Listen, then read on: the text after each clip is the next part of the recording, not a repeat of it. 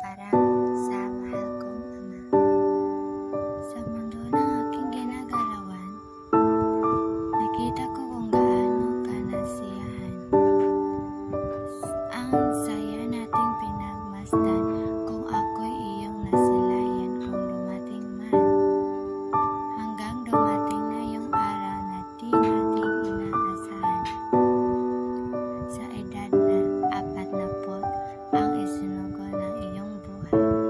Nagkapareho tayo ng ating kaarawan at pareho din tayo ng pagsusulat gamit ng kaliwang kamay dahil itinuro mo ako kung paano. Sa loob ng 10 taon na nandito ka sa mundong ito. Sobrang masaya ako kahit meron tayong mga araw na hindi tayo magkakaunawaan at magkita hanggang nalog na nawawala ang tag-araw sa mundong ito. Ngayon, kahit na sa ibang mundo ka na, palagi kita aalahanin kahit saan man ako pumunta pero hindi araw-araw.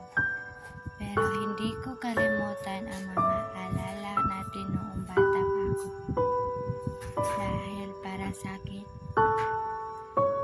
yun ang mga araw ang pinakamasaya at importante. Mahal na mahal kita.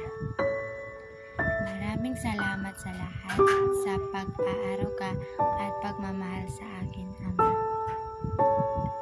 Ipinadama mo sa akin kung paano magkaroon ng pagmamahal ng buo. Kahit gaano ang sakripisyo nang ipinapakita sa iyo, mahal kita, Ama ko.